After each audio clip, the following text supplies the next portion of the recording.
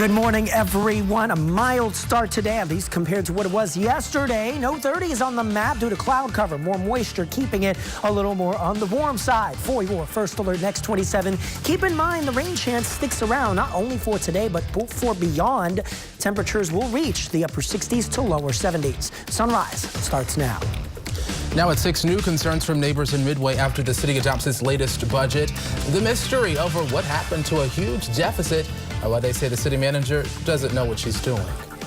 Plus, a scary moment for a Tallahassee woman who says her iPhone exploded. Apple now explaining what happened. And 2 correctional officers recovering now after an incident at the Suwannee County Jail by 2 inmates. Details on that ordeal which put that facility on lockdown. Live from the WTXL studios, this is ABC 27 Sunrise.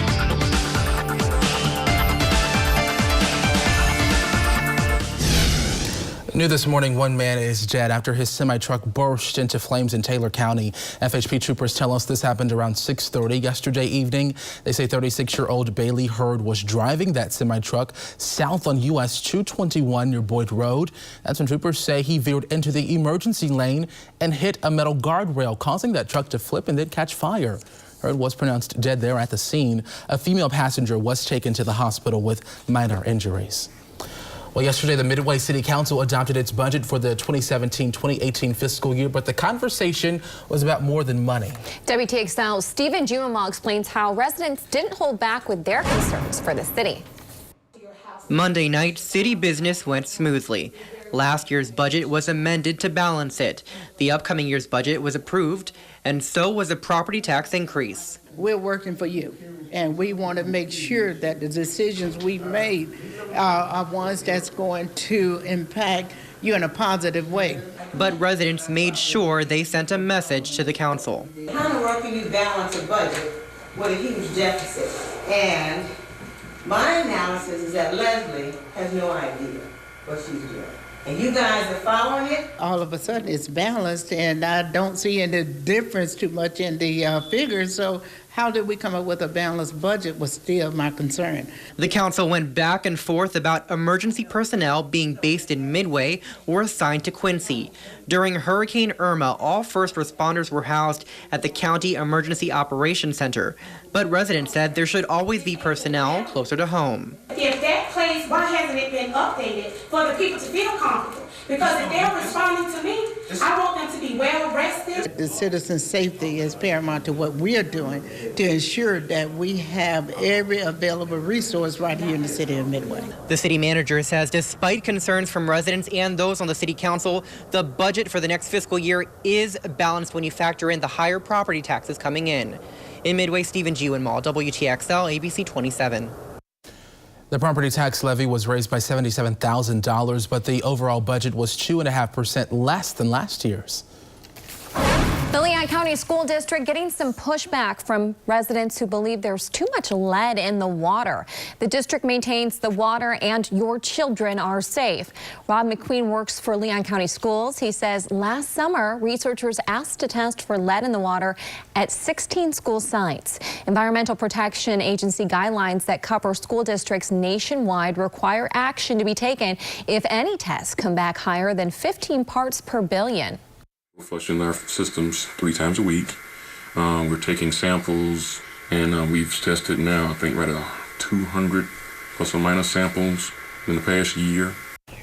And stay with us, because coming up in the next half hour, you'll hear from physicians on this issue that have some parents very much concerned. And check this out. The Tallahassee International Airport held a tour of the new solar plant for engineering students at FAMU and FSU to see the solar site and learn about the construction process. Blattner Energy gave an overview of the current and future construction plans, statistics on energy emission, and why the city entered into the project. The energy manager says one of the challenges for this project was finding a plot of land large enough for the solar facility. And right now, the solar panels are spread out on 120 acres. Time now 6:05, a close call for a Tallahassee woman after she claims her iPhone started melting while she was at the movies. Ashley Washington says she bought what's left of that iPhone 7 Plus from T-Mobile 2 months ago. She was at the AMC Theater in Tallahassee Friday night when the phone fell between two seats. She says she reached down to grab it. That's when she realized it was smoking. I thought it was gonna catch fire because it was smoking pretty bad, so I thought it was gonna catch fire. My initial thought is like, Lord, I'm gonna be the person that, catches fire to the theater. Yeah, T-Mobile rep told Washington her phone's battery actually imploded. Apple has asked that she send that phone in so they can investigate how this happened. Washington says Apple will not give her a replacement until its investigation is complete, which could take up to 3 weeks. 2 inmates are accused of attacking 2 officers at the Suwanee Correctional Institution. One of the officers taken to the hospital to be treated for serious injuries, now recovering at home. The Florida Corrections Department says Brian Kirsch stabbed an officer several times with an unidentified object. Another inmate, Lawrence Johnson, hit an officer in the face. The prison was placed on lockdown for several days. Both inmates were transferred to a more restrictive housing unit. The Inspector General's office is conducting an investigation. 2 Tallahassee men are behind bars facing a number of charges after police say they just kept going during a traffic stop. Officers say they were called to Jackson Bluff Road on Saturday after an argument broke out. Those involved say Dietrich Haynes pointed a gun at them during that argument and then ran away. Minutes later, police got another phone call about a suspicious person matching Haynes' description. Police got to that second location, tried to make a traffic stop, but say Haynes and his passenger, Omega Jefferson, drove off. Haynes and Jefferson were eventually stopped after a short pursuit. Inside that car, officers say they found several guns, one of them stolen. The 2 were arrested and faced several charges, including resisting an officer. Another pursuit to tell you about. This time, 2 Tallahassee teenagers are accused of robbing a victim at gunpoint and stealing the car. TPD says a 17-year-old and this man, 18-year-old Josiah Yant Barber, were taken into custody after an officer spotted the stolen vehicle on Lake Bradford Road late Sunday. When the officer tried to stop them, they kept going and then jumped out of the vehicle, ran to Jack McLean Park. Officers then found the 2 on Prospect Street. They also recovered a 9mm handgun. Barber was taken to the Leon County Jail, and the 17-year-old, whose name has not been released because they are a juvenile, he was taken to Juvenile Assessment Center. Some good news, though. Leon County deputies say they have made 48 arrests in just 20 days as part of their Operation All In. The arrest led to nearly 600 felony charges, 6 guns recovered, and $450,000 worth of drugs taken in by Florida Highway Patrol troopers. LCSO says among the arrested were a robbery suspect and 4 people involved in an identity theft ring. The Wakulla County Sheriff's Office trying to determine if 3 inmates who escaped had any help. Officials now transitioning from an initial search to the investigative phase. Officials say that basically means updates to the public will be limited. That's to prevent the escapees or any possible co-conspirators from knowing law enforcement's plans or actions. Now, authorities say these 3 escaped from the jail through the ceiling of the law library very early Friday morning. They're identified as Joel Cooper, Donald Cotterman, and Casey Brandon Martina. They were all in jail on burglary charges. Cotterman is also a registered sex offender. Law enforcement now saying they believe the men have left the area. Sheriff Jared Miller has launched an internal affairs investigation into how the county jail allowed the inmates to escape and how to prevent it from ever happening again. I do have the utmost confidence in our investigations divisions to get these guys back into the Wakulla County Jail and do the things necessary to apprehend them. Now, if you know anything that can be helpful toward this investigation, if you see the inmates, don't try to go up to them. Just call the sheriff's office or 911 immediately.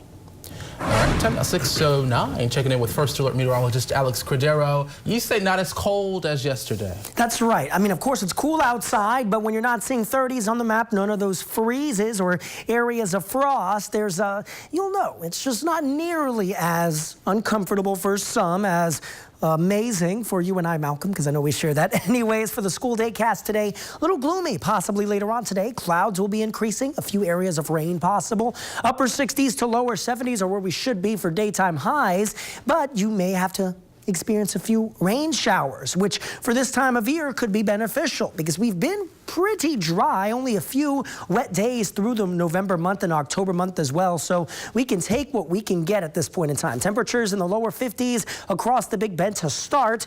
And later on today with a southeast wind that'll help warm us up even with cloud cover in place. That's why I'm expecting upper 60s to lower 70s. In addition, that rise of moisture from the Gulf of Mexico can support some rain, a few areas of heavy showers, maybe even an embedded thunderstorm, though the overall activity will be somewhat limited. It's also limited over the tropics, nothing to talk about at this time. Malcolm, how's the traffic at this point in time? I think we have an accident in northern Leon. Yeah, we've got 3.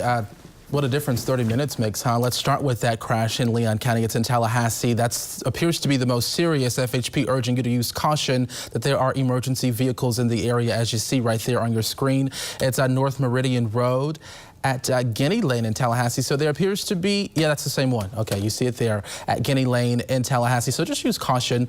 Like I said, FHP crews still there on scene. They're urging you to use caution. They got there about 5:48 this morning. So just keep that in mind as you head out of the door. Now back to Monticello where things are heating up there as well. We had one, now we have 2 crashes. There's one Boston Highway at County Road 149A in Monticello. Good news, no roadblock for you there. That second crash is at West Washington Street at Holly Road in Monticello. No roadblock there either. So 2 crashes there in Monticello. Just keep that in mind as you head out of the door.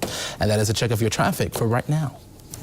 Well, coming up next on Sunrise, we'll hear from President Donald Trump on why the United States is putting North Korea back on its terrorism blacklist and just how they were taken off from that list in the first place. Here's a look at Monday night's Fantasy 5 numbers. Best of luck to you. It is 6-11.